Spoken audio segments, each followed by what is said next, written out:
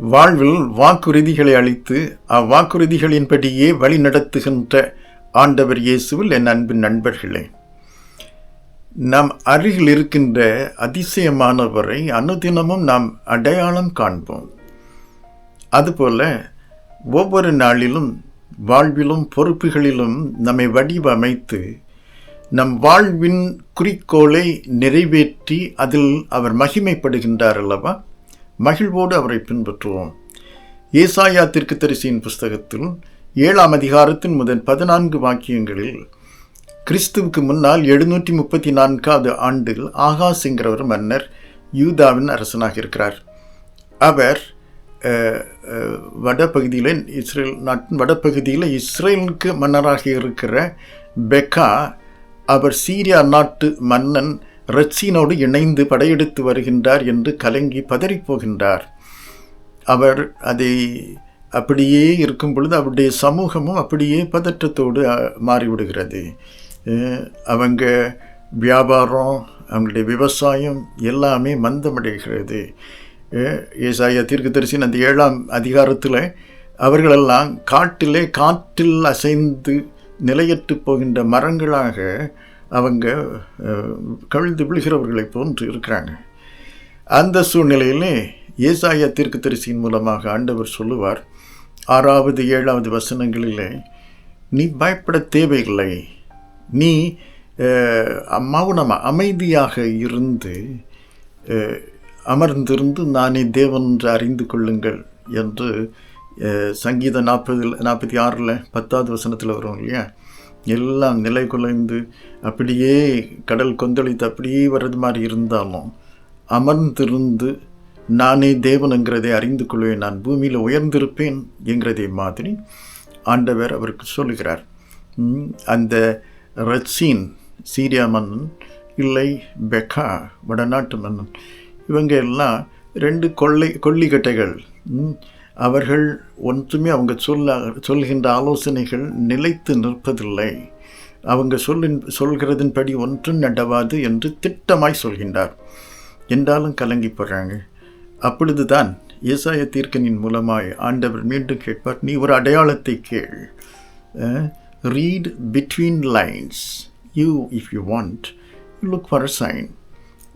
அதை உனக்கு புரிந்து கொள்ள முடியவில்லை, நான் நம்பவில்லை என்றால் அடையாளத்தை கேள் என்று சொல்கிறார். அப்போ அவர் சொல்வார், நான் ஆண்டவரை பரீட்சை பார்க்க போகலை என்று அவர் மாய்மாலமாக சொல்கின்றார். 1 ராஜாக்களின் புஸ்தகம் 26ஆம் அதிகாரத்திலே அவர் சீரியர்களோடு கூட இணைந்து போரிட செல்வதை நாம் பார்க்கிறோம்.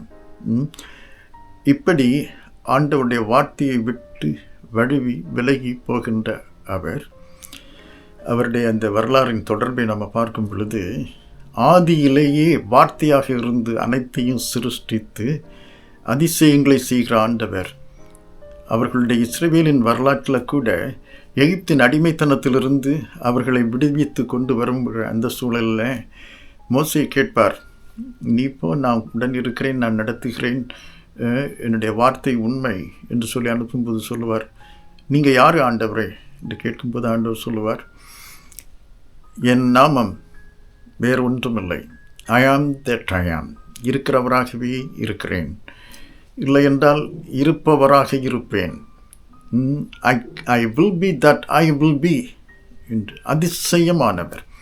ஏசாயா தீர்க்கதரிசியின் புஸ்தகத்திலே தொடர்ந்து வரும்பொழுது 9ஆம் அதிகாரத்தில் அவருடைய பெயர் அதிசயமானவர் என்று பார்க்கிறோம்.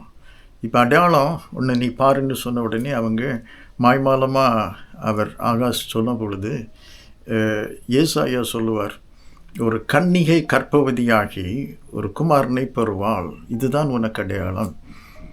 எங்கே அவர் நம்புவார்? வரலாற்றில் வார்த்தையாக இருந்த ஆண்டவர், வார்த்தையால் வரலாற்றை வழி நடத்தின ஆண்டவர் கன்னிகையின் மூலமாய் உலகில் பிறக்கின்றார். லூக்கா 1ஆம் அதிகாரத்தில் 26வது வசனத்திலிருந்து அந்த தொடர்ந்த வசனங்களில் நம்ம பார்க்குறோம். காபிரியல் தூதன் மரியாளை சந்திக்கும் பொழுது இப்படி, பரிசுத்த ஆவியானவர் நிழலிடுவார், உண்டத்தில் பிறப்பது பரிசுத்தமானது என்று சொல்லுவார். பாவிகளை மீட்க அவர் வருகிறதுனால் அவருக்கு இயேசு என்று பெயரிடலாம். அதுபோல் இம்மானுவேலர் என்றும் அவர் அழைக்கப்படுவார் என்று சொல்கிறாங்க. எந்த வாக்கு ஆகாசுக்கு அருளப்பட்டது அதே வாக்கு கன்னி பெண்ணாக இருக்கிற மரியாள் மூலமாய் நிறைவாகிறது. அந்த வார்த்தை அப்படி கேட்ட உடனே தேவனால் கூடாதது ஒன்றுமில்லை என்று சொல்லி தேவதூதன் சொன்ன உடனே, ஆம், உம்முடைய வார்த்தையின்படி எனக்கு ஆகக்கடவது, நான் உம்முடைய பணியாள் அல்லது உமது அடிமை என்று மரியாள் ஒத்துக்கொள்கிறார். அருகில் இருக்கின்ற அதிசயமானவரை அடையாளம் கண்டு அவருடைய அடிமை என்று தன்னை தாழ்த்தி ஒப்புக் கொடுக்கின்றாள் மரியாள். நீ பாக்கியவதி என்று தூதன் சொல்லி மறைகிறார். ஆனால் தொடர்ந்து நாம் பார்க்கிற இன்னொரு அதிசயமான காரியம் நம்முடைய வாழ்க்கையில் ஆண்டவர் செய்கிறது. வாக்குறுதிகளை தந்து நிறைவேற்றுகிற ஆண்டவர் நம்முடைய வாழ்வையும் நம்முடைய பொறுப்புகளையும் அவருடைய ஒப்பற்ற உன்னதமான திருச்சித்தம் அல்லது நோக்கை நிறைவேற்றும் வகையிலே அவர் நம்மை வடிவமைக்கின்றார். மரியாள் அன்று முதல் அந்த நிமிஷத்திலிருந்து ஆண்டவருக்கு கீழ்ப்படிந்து ஓடிப்போகிறார். எலிசபெத்துக்கு போய் ஆண்டவருடைய பெரிய திட்டத்தின் மற்றொரு பகுதியாக யோவான் ஸ்நாபகனை ஆண்டவர் எலிசபெத் மூலமாக அனுப்புகிறதை உணர்ந்து கொள்கிறார். வடிவமைக்கப்படுகின்றார். உண்மையை காக்கிற ஆண்டவர்னால மீண்டும் அவரை பின்பற்றலாம் என்கிற உறுதியோடு கூட தொடருகிறார். குழந்தை பெற்றெடுக்கிறார்.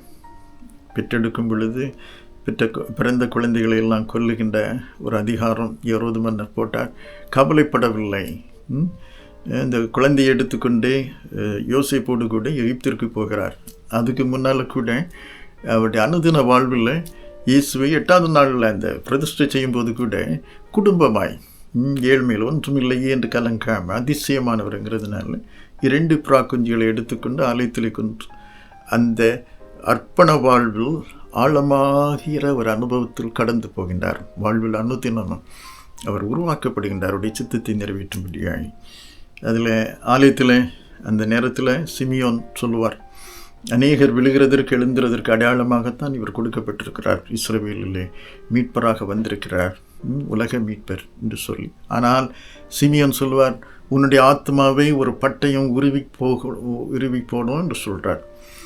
இன்றைக்கு மரியாள் ஆம் என்று உமக்கென்று நான் அடிமை மீட்பின் திட்டத்திற்கென்று ஒத்து வருகிறேன் என்று சொன்னாங்களோ என்று அந்த வார்த்தையாக இருந்து மீட்பின் வார்த்தையாக இருந்த வார்த்தை அவருடைய கருவறையிலே கருவெடுத்ததோ உருவானதோ அன்றிலிருந்தே அந்த சிலுவையில் முற்றிலுமாய் தன்னை கொடுக்கின்ற முழுவதுமான அந்த விடுதலை அல்லது மீட்பை வழங்குகின்ற அந்த நற்செய்தி அல்ல நல்ல அனுபவத்தினுடைய வெளிச்சம் சுடரை தொடக்கத்திலேயே அவர் உணர்கிறார்.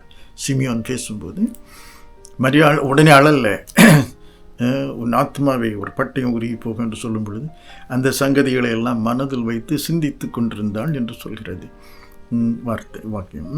லூக்கா 1:2 அதிகாரத்தில் நம்ம அதை பார்க்கிறோம். மரியாள் ஒவ்வொரு முறையும் ஆண்டவர் பேசுகிறதை, ஆண்டவர் இயேசு செய்கிற ஊழியங்களை எல்லாம் உடனிருந்து கவனித்து அவரால் ஒரு மீட்பின் பாத்திரமாய், மீட்பை பிறருக்கு பகிர்கின்ற பாத்திரமாய் வடிவமைக்கப்படுகிறார். அவர் சிலுவைக்கு நேராக சொல்லும் பொழுது கூட சிலுவையிலே அவர் தன்னை முற்றிலுமாக ஒப்பு கொடுத்து பாவ மன்னிப்பை, புது வாழ்வின் வாய்ப்புகளை உருவாக்குகிறார். கல்வாரி சிலுவையிலே எப்படி பெத்லேயும் கல்வாரியையும் அந்த மீட்பு இணைக்கிறது என்று பாருங்கள். உருவாகிற அந்த மீட்பு தொடர்கிறது. அந்த மீட்பு பாதையில் மரியாள் அவரோடு கூட நடையிட்டு அவருடைய மீட்பின் பாத்திரமாக ஒரு பாத்திரம் இன்னொரு பாத்திரம் ஒரு ஆண்டவர் அநேகரை மீட்பின் பாத்திரங்களாய் உருவாக்குகின்ற அந்த பயணத்திலே அவர் உருவாக்கப்படும்படி தன்னை ஒப்பு கொடுக்கிறார். அந்த சிலுவையின் அருகிலே தன்னை ஒப்பு கொடுக்கிற மரியாள் உயிர்த்தெழுதலிலே முதல் அவரை பார்த்த பெண்மணிகளில் ஒருவராக அவர்களும் ஆண்டவரை பார்க்கிறாங்க. உயிர்த்தெழுதலை தொடர்ந்து அவர்கள் அந்த மேல் வீட்டு அறையிலே ஆண்டவருடைய அந்த மீட்டெடுக்கப்பட்ட வாழ்வு நிலைத்து நின்று மீட்பை முழுமையாக்குகின்ற அனுபவங்களுக்கு நேராக செல்வதற்காக காத்திருக்கின்றவர்களை ஒருங்கிணைத்து நிற்கிறார் மரியாள்.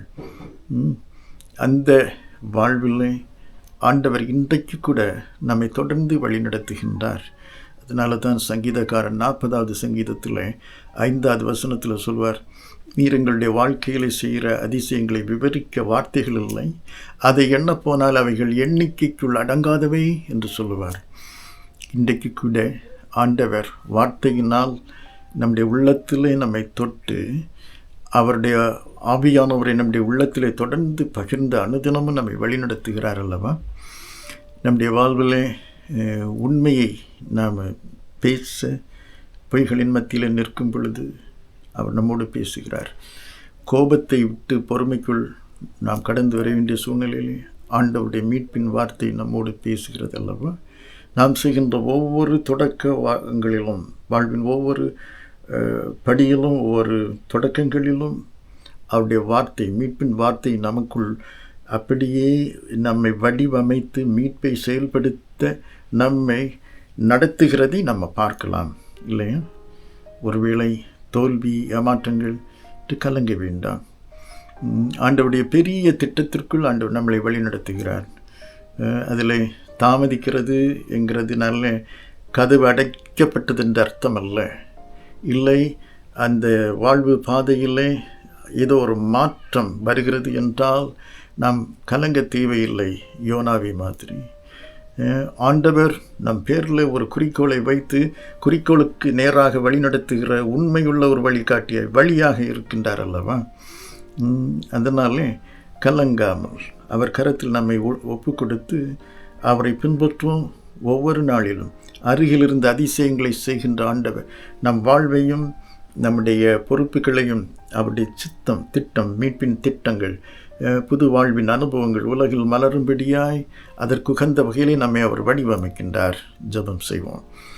நல்ல ஆண்டவரே, அனுதினமும் எங்களோடு கூட இருக்கின்ற இம்மானுவேலரை நம்மை போற்றுகிறோம்.